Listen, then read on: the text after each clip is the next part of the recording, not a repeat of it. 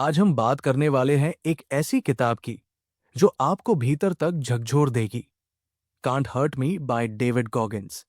क्या आपने कभी महसूस किया है कि आप अपनी पूरी क्षमता का उपयोग नहीं कर पा रहे? क्या मुश्किल हालात आते ही आपका आत्मविश्वास डगमगा जाता है? डेविड गॉगिन्स की कहानी बताती है कि इंसान की असली लड़ाई बाहरी दुनिया से नहीं, बल्कि अपने ही दिमाग से होती है। एक टूटा हुआ बचपन, गरीबी, भेदभाव और असफलताओं के बीच से उठकर उन्होंने खुद को दुनिया के सबसे मजबूत और अनुशासित लोगों में शामिल किया। इस वीडियो में हम जानेंगे 40% रूल, अकाउंटेबिलिटी मिरर और मानसिक मजबूती के वो रहस्य जो आपकी सोच बदल सकते हैं। आप देख रहे हैं द बुक रीडर्स हब, जहां किताबें सिर्फ पढ़ी नहीं जाती, बल्कि जिंदगी बदलने का जरिया बनती है। तो चलिए शुरू करते हैं इस दमदार सफर को। राहुल बचपन से ही डर और असुरक्षा के माहौल में पला बढ़ा था।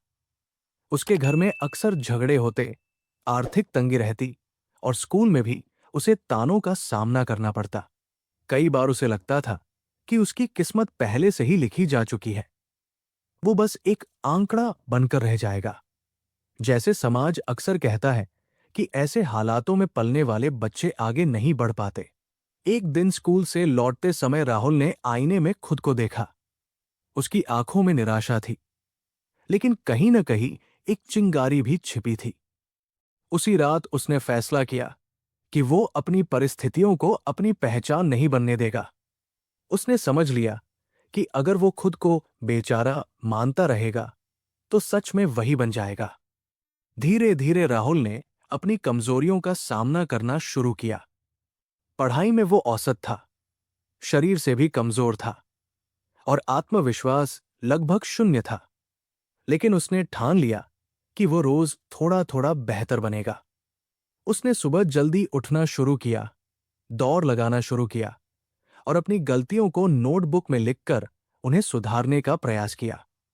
ये उसका पहला सच का सामना था। राहुल ने महसूस किया कि दर्द से भागने के बजाय उसे स्वीकार करना ही असली ताकत है। जब भी उसे लगता कि वो हार जाएगा, वो खुद से कहता, मैं कोई आंकड़ा नहीं हूं, मैं अपनी कहानी खुद लिखूंगा। यही सोच उसके भीतर एक नई ताकत भर देती।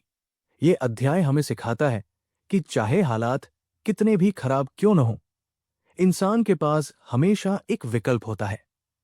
या तो परिस्थितियों के आगे झुक जाना या फिर उन्हें चुनौती देना। राहुल की कहानी अभी बस शुरू हुई है। आगे के अध्यायों में हम देखेंगे कि कैसे वो ट्रूथ हर्ट्स के सिद्धांत को अपनाकर अपने जीवन की कड़वी सच्चाइयों का सामना करेगा और खुद को मानसिक रूप से और मजबूत बनाएगा। राहुल की ये यात्रा हमें बताती है कि असली बदलाव तब शुरू होता है जब हम अपने डर को पहचानकर उसे चुनौती देने का साहस जुटाते हैं। पहले अध्याय में राहुल ने तय किया था कि वो आंकड़ा बनकर नहीं रहेगा, लेकिन अब असली परीक्षा शुरू होने वाली थी। बदलाव की राह आसान नहीं थी, क्योंकि अगला कदम था सच्चाई का सामना करना। एक शाम राहुल फिर से आईने के सामने खड़ा था। इस बार वो खुद से झूठ नहीं बोलना चाहता था। उसने महसूस किया कि उसकी असफलताओं के लिए सिर्फ हालात जिम्मेदार नहीं थे, बल्कि उसकी अपनी आलस, डर और बहाने भी उतने ही जिम्मेदार थे। ये सच्चाई चुभ रही थी। दिल कह रहा था, तुम कमजोर हो, तुम में अनुशासन नहीं है। और यही वो पल था जब राहुल समझ गया कि ट्रूथ हर्ट्स, सच्चाई हमेशा दर्द देती है। राहुल ने अकाउंटेबिलिटी का अभ्यास शुरू किया। उसने अपने कमरे के आईने पर कागज चिपकाया और उस पर अपनी कमजोरियां लिख दी। डरपोक, अनुशासनहीन, आत्मविश्वास की कमी। हर सुबह वो उन शब्दों को पढ़ता और खुद से वादा करता कि आज वो इन कमियों को थोड़ा थोड़ा खत्म करेगा। शुरुआत कठिन थी। दौड़ते समय वो जल्दी थक जाता, पढ़ाई में ध्यान भटक जाता। लेकिन अब वो बहाने नहीं बनाता था। जब भी मन हार मानने को कहता, वो खुद से पूछता, क्या ये सच नहीं कि मैं और मेहनत कर सकता हूं? ये सवाल उसे फिर से खड़ा कर देता। धीरे धीरे राहुल में बदलाव दिखने लगा। वो अपनी असफलताओं को छिपाने के बजाय स्वीकार करने लगा। उसे समझ आया कि जब तक वो खुद की गलतियों को नहीं मानेगा, तब तक आगे नहीं बढ़ पाएगा। सच्चाई ने उसे तोड़ा नहीं, बल्कि मजबूत बनाना शुरू कर दिया। अब राहुल पहले से ज्यादा जागरूक था। उसने जान लिया था कि असली लड़ाई बाहरी दुनिया से नहीं, बल्कि अपने ही दिमाग से है। और ये तो बस शुरुआत थी। अगले अध्याय में द इम्पॉसिबल टास्क उसके सामने एक ऐसी चुनौती लाएगा जो असंभव लगती है। लेकिन क्या राहुल पीछे हटेगा, या वो अपने नए आत्मविश्वास के साथ उस असंभव को संभव बनाएगा? राहुल की कहानी हमें सिखाती है, सच्चाई जितनी भी कड़वी हो, वही हमें हमारी असली ताकत से मिलवाती है।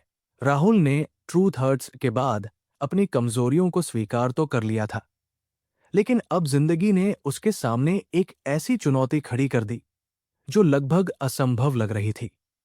उसके शहर में एक कठिन शारीरिक और मानसिक चयन परीक्षा होने वाली थी। जो इसे पास करता, वही अपने सपनों की दिशा में अगला कदम बढ़ा सकता था। राहुल जानता था, उसकी वर्तमान स्थिति इस परीक्षा के लायक नहीं है। वो औसत फिटनेस में था, पढ़ाई में भी बहुत तेज नहीं, और सबसे बड़ी बात, उसका आत्मविश्वास अभी भी डगमगाता था। जब उसने सिलेबस और ट्रेनिंग की शर्तें देखी, तो उसके मन ने कहा, यह तेरे बस की बात नहीं। यही था उसका इम्पॉसिबल टास्क। लेकिन इस बार राहुल ने पीछे हटने के बजाय एक अलग रास्ता चुना।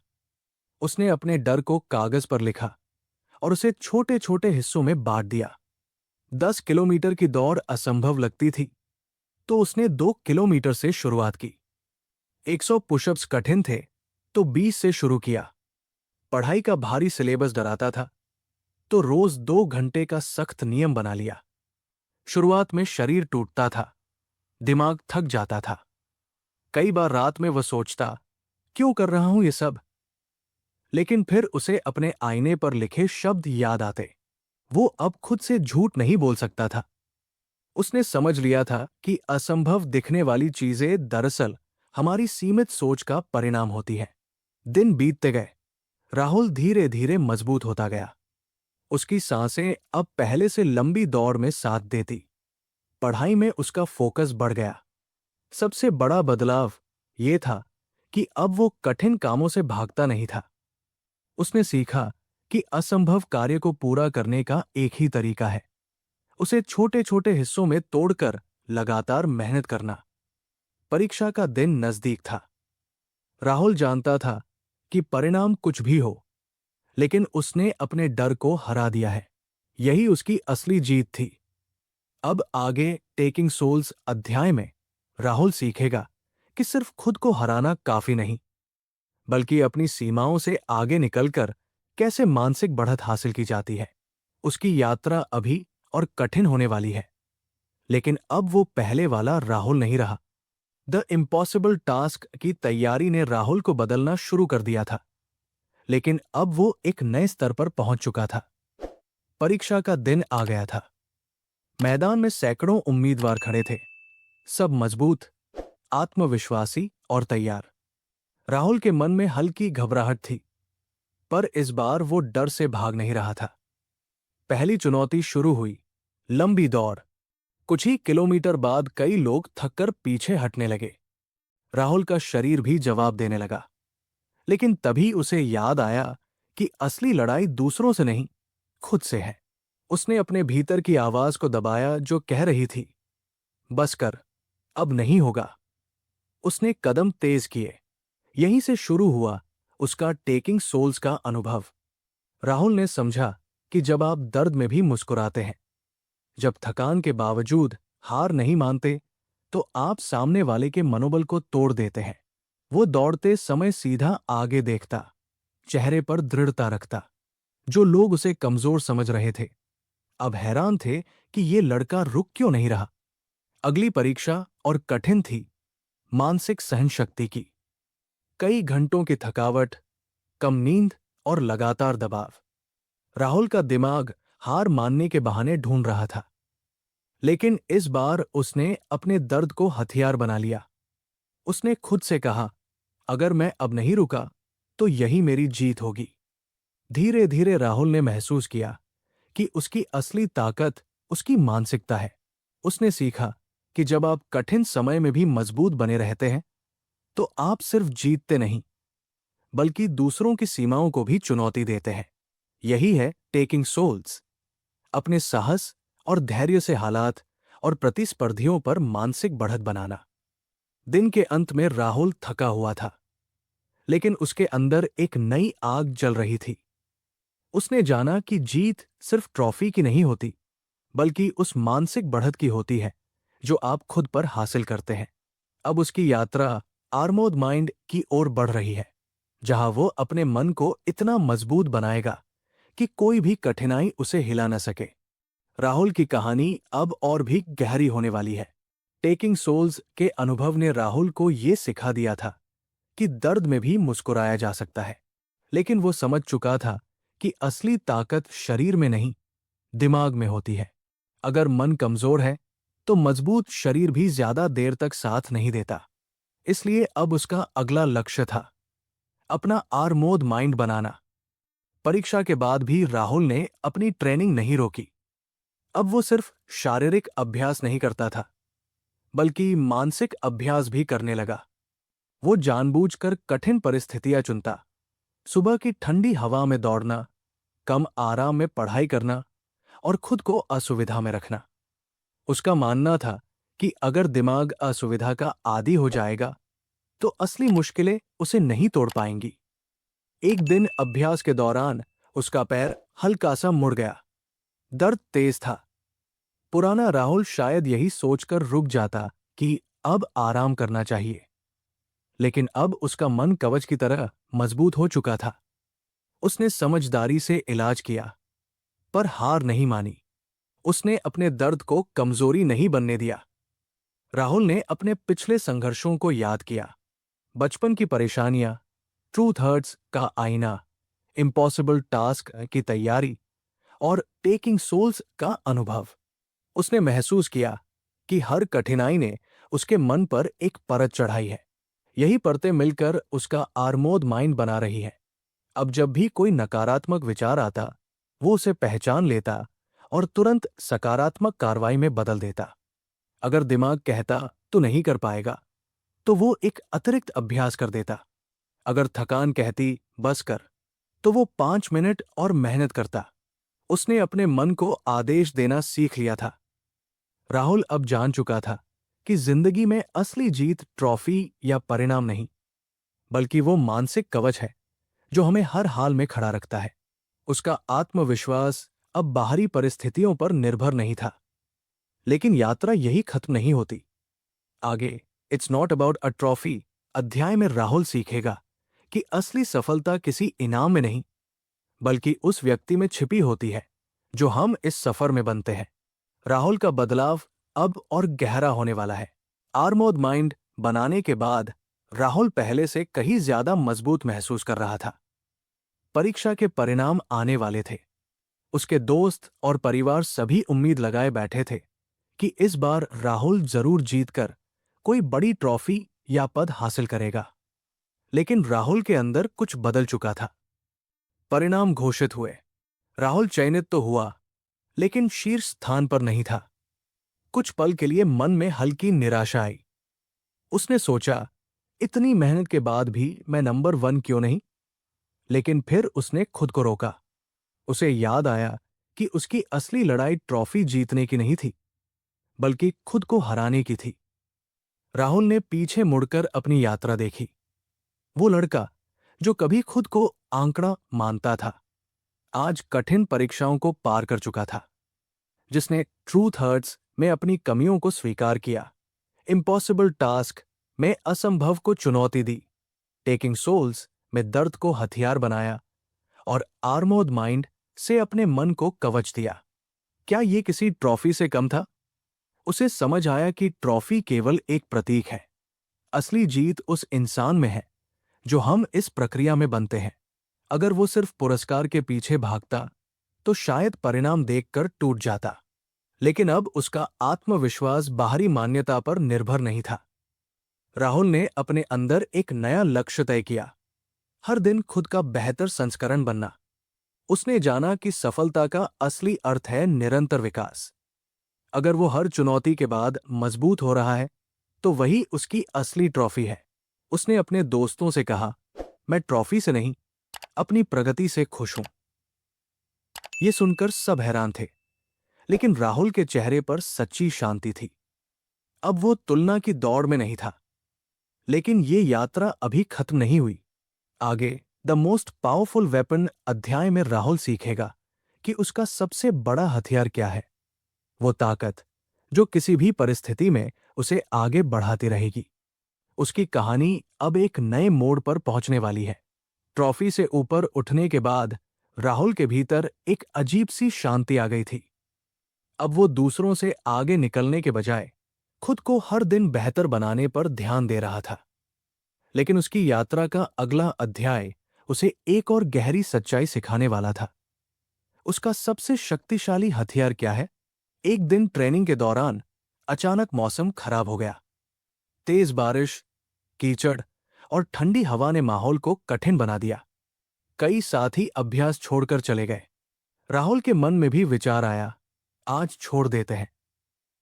लेकिन तभी उसने खुद से सवाल किया, क्या मेरा मन मेरे शरीर से ज्यादा ताकतवर नहीं है? उसे एहसास हुआ कि उसका सबसे बड़ा हथियार उसका दिमाग है। अगर दिमाग हार मान ले, तो शरीर कितनी भी ताकतवर हो, वो रुक जाएगा। लेकिन अगर मन दृढ़ हो, तो कमजोर शरीर भी असंभव को संभव बना सकता है। राहुल ने बारिश में ही अभ्यास जारी रखा। हर कदम पर कीचड़ उसके जूतों को भारी बना रहा था, लेकिन उसका संकल्प उससे भी भारी था। वो खुद से लगातार सकारात्मक बातें करता, मैं थका नहीं हूं, मैं मजबूत बन रहा हूं। ये आत्मसंवाद ही उसका असली हथियार था। धीरे धीरे उसने समझ लिया कि परिस्थितियां कभी भी पूरी तरह अनुकूल नहीं होंगी। असली जीत यह है कि हम अपने विचारों को नियंत्रित करें। उसने अपने दिमाग को प्रशिक्षित करना शुरू किया। नकारात्मक सोच आते ही उसे चुनौती देना, डर को अवसर में बदलना और हर असुविधा को अभ्यास समझना। राहुल को अब यह भी समझ आने लगा कि दर्द और कठिनाई उसके दुश्मन नहीं, बल्कि शिक्षक है। जितना वो उन्हें स्वीकार करता, उतना ही उसका मन मजबूत होता जाता। यही उसका मोस्ट पावरफुल वेपन था, मानसिक नियंत्रण और आत्मसंवाद की शक्ति। अब वो पहले जैसा लड़का नहीं रहा जो हालातों से डरता था। उसने अपने मन को अपना साथी बना लिया था। लेकिन आगे की राह और कठिन थी। टैलेंट नॉट रिक्वायर्ड अध्याय में राहुल सीखेगा कि असली सफलता के लिए जन्मजात प्रतिभा नहीं, बल्कि निरंतर मेहनत और जिद की जरूरत होती है। राहुल की कहानी हमें सिखाती है, जब दिमाग आपका साथी बन जाए, तो दुनिया की कोई ताकत आपको रोक नहीं सकती। द मोस्ट पावरफुल वेपन में राहुल ने अपने मन को नियंत्रित करना सीख लिया था। अब उसे समझ आ रहा था कि असली ताकत अंदर होती है। लेकिन उसके सामने एक नई चुनौती खड़ी थी। ट्रेनिंग के दौरान उसने देखा कि कुछ लोग उससे ज्यादा तेज दौड़ते हैं, कुछ पढ़ाई में ज्यादा होशियार हैं और कुछ शारीरिक रूप से बेहद मजबूत हैं। एक पल के लिए उसके मन में फिर वही पुराना सवाल उठा, क्या मेरे पास उतनी प्रतिभा है? लेकिन इस बार राहुल ने खुद को रोका। उसने महसूस किया कि अब तक की उसकी पूरी यात्रा प्रतिभा की वजह से नहीं, बल्कि निरंतर मेहनत की वजह से थी। वो जन्म से खास नहीं था। उसका बचपन कठिन था, पढ़ाई औसत थी, शरीर भी साधारण था। फिर भी वो यहां तक पहुंचा। क्यों? क्योंकि उसने हार मानना छोड़ दिया था। राहुल ने तय किया कि वह प्रतिभा की तुलना में अनुशासन को प्राथमिकता देगा। उसने अपनी दिनचर्या और सख्त कर दी। जहां दूसरे लोग आराम करते, वो अभ्यास करता। जहां लोग बहाने बनाते, वो एक कदम और आगे बढ़ता। उसे समझ आ गया था कि प्रतिभा शुरुआत दिला सकती है, लेकिन निरंतरता ही जीत दिलाती है। एक दिन दौड़ के दौरान वो सबसे पीछे था। कई लोग उससे आगे निकल चुके थे, लेकिन राहुल रुका नहीं। उसने अपने कदम स्थिर रखे और खुद से कहा, मुझे तेज नहीं बनना, मुझे लगातार बनना है। धीरे धीरे उसने कुछ लोगों को पीछे छोड़ दिया। वो पहला नहीं बना, लेकिन उसने खुद को फिर से हरा दिया। उसे अब ये साफ दिखने लगा कि महान बनने के लिए असाधारण प्रतिभा जरूरी नहीं, बल्कि असाधारण मेहनत जरूरी है। उसने अपने भीतर ये विश्वास जगा लिया कि अगर वो रोज 1% बेहतर बनता रहेगा, तो एक दिन वही लोग उसे देखकर प्रेरित होंगे। राहुल की यात्रा अब उसे एक नए स्तर पर ले जा रही थी। अनकॉमन अमंगस्ट अनकॉमन अध्याय में वो सीखेगा कि जब सब लोग मेहनती हों, तब भी अलग कैसे दिखा जाए। उसकी कहानी अब साधारण से असाधारण बनने की ओर बढ़ रही है।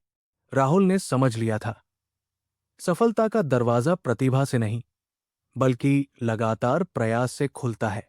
टैलेंट नॉट रिक्वायर्ड के बाद राहुल को यह विश्वास हो चुका था कि निरंतर मेहनत ही उसकी असली ताकत है।